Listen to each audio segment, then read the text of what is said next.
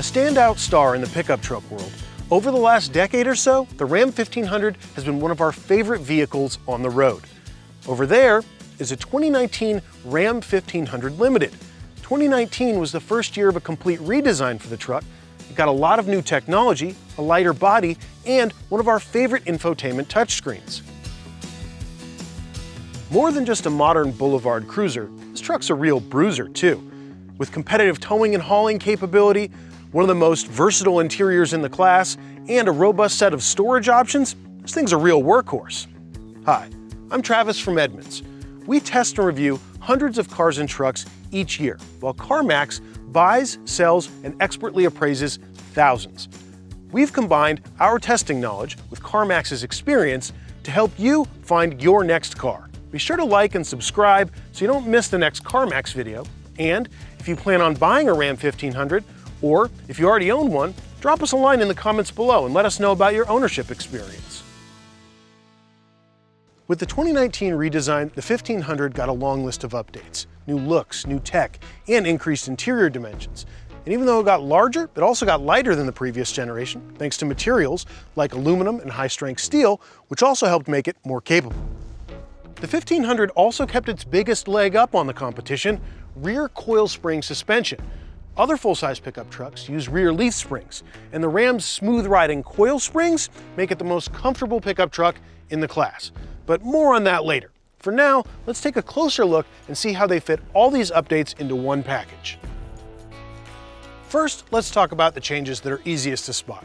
Up front, the Ram gets this sleek headlight and grille treatment, which really helps it look streamlined and thin.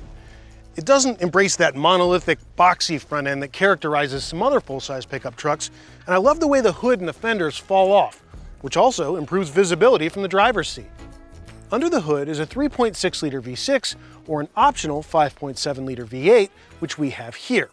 Both of those engines are carryovers from the previous generation, but Ram has added a 48-volt mild hybrid system. Unlike a Prius or a standard EV, it doesn't give you any electric range. What it does do, though, is fill in the gaps between shifts and smooth out some of the stop-start technology. Ram calls that system e-torque, so keep an eye out for that name if you want those benefits. Fuel economy estimates from the EPA have also changed. Rams with the 5.7-liter engine are given an EPA estimate of 17 MPG combined, but when you add the e-torque system, that estimate increases to 19 MPG combined, regardless of whether you go with two-wheel drive or four-wheel drive. V6 models get a boost in fuel economy too. Since all V6 models get paired with the e-torque system, fuel economy estimates for the Ram went from an estimated 20 MPG combined to an estimated 22 MPG combined. This truck didn't get more powerful than the previous generation, but it did get more capable. How, you ask? Well, it uses lighter and stronger materials in the frame and body, and there are several suspension updates, so towing and hauling capability both increased. At the top of the Ram heap, the limited trim features all sorts of equipment and add-ons to standard features like adjustable air suspension, this large 12-inch display, heated and ventilated seats, leather interior, and wireless smartphone charging. Under the hood, this truck is rocking the optional 5.7-liter V8, which puts out 395 horsepower. While that isn't the top rating in the segment, it's plenty for the kind of work we put trucks through. But what's it like on the inside? Let's check it out. Even on lower bare-bones trims, the Ram is one of the classiest pickup trucks in the segment. Sure, competitors like the F-150 or the Silverado, even the luxury GMC Sierra, they all get the job done, but they feel a bit more functional than they do plush. In here, there's lots of top-notch materials, there's this great contrasting stitching on the dashboard, and of course, there's the monster touchscreen. The optional 12-inch display uses Ram's Uconnect software, which we think is some of the best in the biz. It's crisp to look at, it responds to your inputs quickly, and while there are some drawbacks, like you have to use the touchscreen to control the heated and ventilated seats, but for the most part, there are buttons along the side here and large knobs that allow you to do most tasks without taking your eyes off the road. There are smaller versions of the Uconnect screen. There's a 5-inch screen and then there's an 8-inch screen on the mid-level trims. But if you're shopping for a Ram, this 12-inch screen is probably the one you want. Do you bring lots of water bottles with you wherever you go? Maybe it's soda cans. Perhaps you've got a vintage camera collection that you can't leave home without. Well, in that case, the Ram has got you covered. There's this massive center storage console. There are big door pockets with their own cup holders, and there's even under-seat storage in the back seat. If you've got enough stuff to fill up the Ram and you've got leftover stuff, I've got news for you. You have too much stuff. Then there's the back seat. Passengers have plenty of room to stretch out. In the 2019 redesign, the crew cab got an additional 5 inches of rear leg room. Plus, you can even recline the rear seats. So now let's take it out on the road and see how all of this comes together.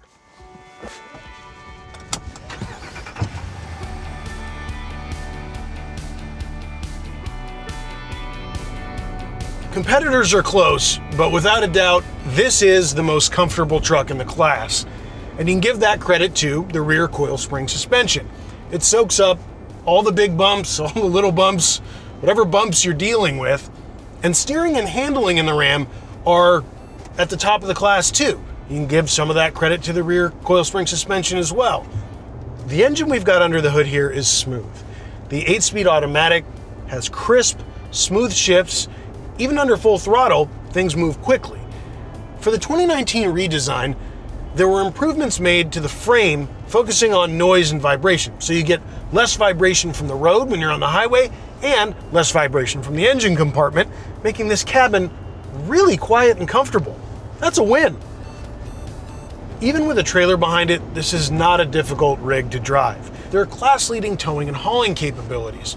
So you get, for example, if you max out a Ram, a tow rating of 12,750 pounds or a payload of 2,300 pounds.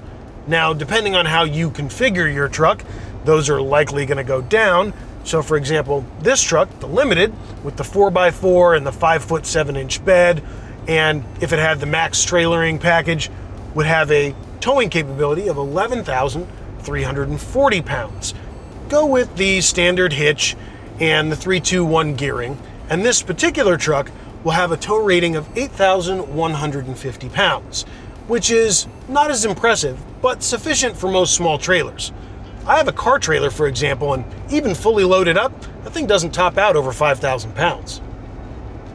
Ram also has a diesel engine available, but it wasn't available the first year of this generation. So you gotta go 2018 or older, or 2020 or newer.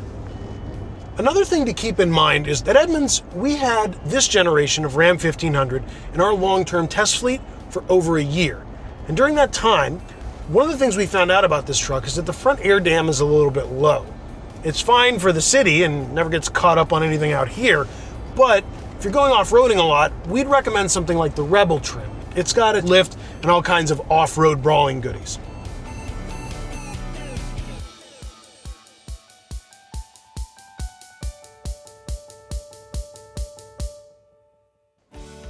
The overall bed design is pretty much the same up and down the trim levels, but on this trim level, the Limited, you get a spray-in bed liner as standard. You also get 4 large D-rings, one at each corner, that are big enough to put a rope through, easy enough to put a hook for a tie-down strap, and they help you secure items pretty well in the bed. However, they are low, so if you're only 5'9" like I am and you're securing something with the tailgate closed, you might have a hard time reaching them. Securing items in the bed is pretty easy with those D-rings, but if you have a lot of small items that you don't want in the cab, you might want to look for Ram's Ram Box system, which is basically 2 sets of cargo boxes that lock along the side of the bed. And there's also an option for a split opening tailgate, which helps when you're loading large items into the bed. You can get all the way up against the rear bumper. It is a bit of a half measure though, especially when you consider what the competitors are doing. Ford has a pull-out step and a handle to get in and out of the bed. Chevy's got a power down and power up tailgate, and GM's tailgate that folds in half, this can't really compete. So let's recap with some of the top pros and cons. The pros include a smooth riding suspension that delivers luxury comfort, the cabin is quiet, roomy and downright plush, and there's plenty of towing and hauling capability. On the downside, limited engine choices, especially compared to the competition, and a low front air dam. If we were to pick a specific trim, we'd probably go with the Rebel or the Laramie. The Rebel leans a little bit more towards fun with off-road equipment like upgraded suspension and skid plates underneath. The Laramie leans a little bit more towards luxury with items like a heated steering wheel, heated and ventilated front seats, and a 9-speaker stereo. Sure, you can still get the bare bones Tradesman or you can get the topped out limited trim, but we think the Laramie hits the sweet spot right in the middle of the lineup. Be sure to subscribe to the CarMax YouTube channel for more used car reviews. And if you want more information on the Ram 1500 and all of its competitors, click the link in the description below.